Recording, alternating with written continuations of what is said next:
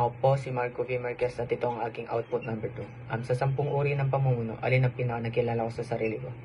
Ang sagot ko po ay traits theory of leadership. Ayon sa traits theory, ang isang leader ay pinanganak na may mga likas na katangian o ugali na angkop sa pamumuno bilang leader. Bilang isang ROTC officer, napansin ko sa sarili ko na mula pa lang noon meron na akong mga katangian na natural na lumalabas, gaya ng pagiging responsible, matatag, disiplinado, at maayos makipag-ugnayan sa iba or sa mga communication, pagkikipag-usap sa iba. Hindi ako naging officer dahil lang sa training. Naging officer ako dahil sa kung sino ako bilang tao.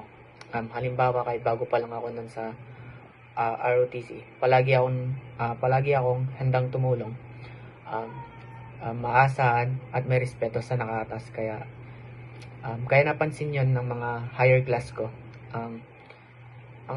Ang advantage nito ay hindi mo kailangan pilitin ang sarili mong mamuno o maging leader. Natural itong lumalabas kapag may tiwala ka sa sarili mong ugali at kakayahan, at disiplina. Mas madali kang igalang at sundin ng iba. Pero may kahinaan rin nito. Minsan umasa ka masyado sa mga likas mong ugali. Nakalimutan mong kailangan mo ring mag-improve at makinig sa feedback. Hindi sapat ang traits lang. Kailangan pa rin mag-adapt at magbago kung kailangan. Naniniwala ko na ako ay isang traits-based leader dahil sa pagiging officer ko at bunga ng likas na ugali ko bilang isang tao. At ang mga ugaling yun ay naging pundasyon ng leadership style ko hanggang ngayon. Yun lang po. Thank you.